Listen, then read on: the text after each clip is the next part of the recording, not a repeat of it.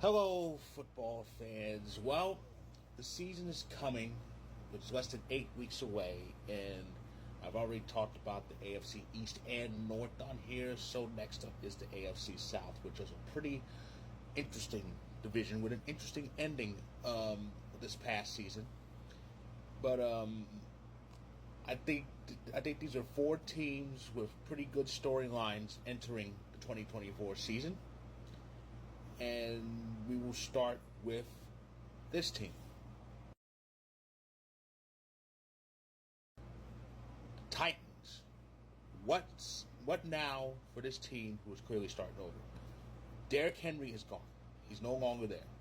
He was basically the heart and soul of that team, the star running back for all those years, and now he's off in Baltimore. They fired their head coach, Mike Vrabel, after 6 seasons. And so this really is a start over point here. They've got a new running back tandem, Tyjae Spears and Tony Pollard, of course the latter coming from Dallas. They still kind of need a quarterback, but they got another receiver, Calvin Ridley. They got him from Jacksonville. So who knows? I mean, they have, for the looks of it, they have enough targets to carry their quarterback, but if the quarterback kind of gets things going, we might see something good from him. As it stands now, I don't expect much from him. Last year didn't go well for him. 6-11, a complete disaster.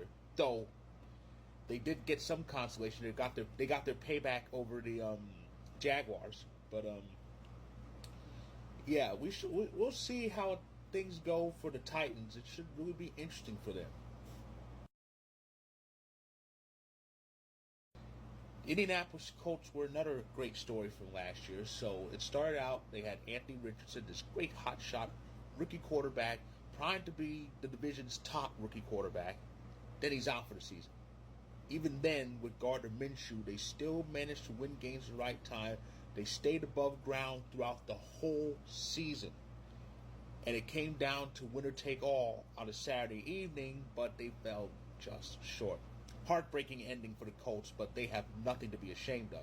Considering the circumstances, the fact that they made it this far and almost made it to the dance, that's a big win. That tells me if Richardson, who was really playing well to start the season, was healthy the whole year, who knows? They could have been in. We never know. But we'll see what happens. We'll see how Richardson fares this year. If he actually manages to stay healthy the whole year, we could see some good things from Indy. They really showed some promise last year. Like I said, they came this close to making it to the big dance. They might go a step or two further. Who knows? The upcoming season will tell the tale for the Colts.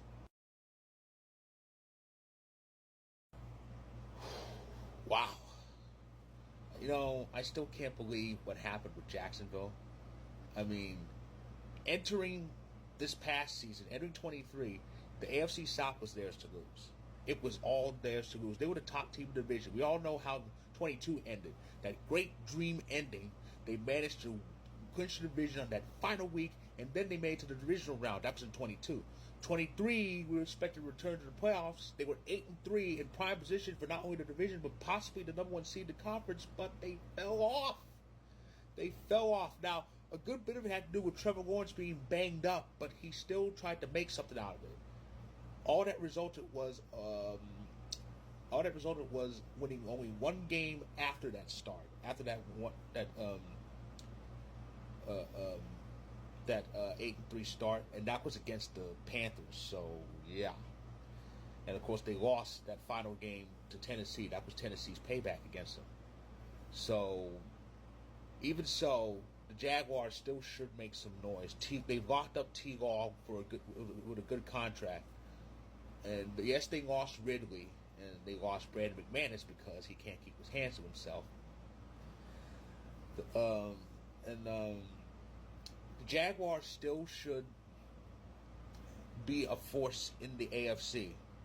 And we'll see how the Jags do. It's going to be a very interesting season for them. We'll see if they bounce back from this.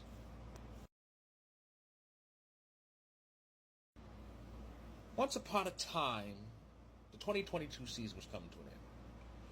The Houston Texans, disaster year, but they had a chance at number one seed. If they lost their final game to Indy, they would get it. At the final moments, they end up winning that game. And a lot of people said Lovie Smith sabotaged the tank because he knew he was going to get fired. So they end up getting number 2. Bears got the number 1, which they traded. And Houston had to settle for C.J. Stroud. How did that work out for 23? Oh, no biggie. All they did was win 10 games, win their final regular season game to get in the playoffs, and they clinched the division when Jacksonville lost, and they made it to the division round. No biggie, right? What a difference a year makes, huh? I mean, they won 3.5 games in 22, and they ended up winning 10, win a division, and won a playoff game. That is amazing. C.J. Stroud really impressed because he wasn't supposed to be the top rookie in the AFC South, let alone the entire league. Remember, Bryce Young was drafted number 1 by the Panthers, who ended up getting the Bears' number 1 pick in the trade. But Young fizzled, and Stroud rose to the top. He really did well. He excelled. He exceeded expectations. So as a result of this, Houston, all eyes are on the Texans right now. I see playoffs again. Will they win the division? Well, that's going to be tougher because, again, Houston has Jacksonville to deal with, and Indy might be a force. The AFC South is going to be very, very interesting this year. I just know it. I just absolutely know it. And on that note, that is my preview of the AFC South for the upcoming 2024 season. If you like this video, click the like button. If you're on YouTube, click subscribe if you want more. If you're on TikTok, feel free to hit that follow button. My story previewing the AFC South will be featured. Check out when you can. And again, I'm going to preview the rest of the divisions. I'll finish off the AFC with the West very soon, so stay tuned.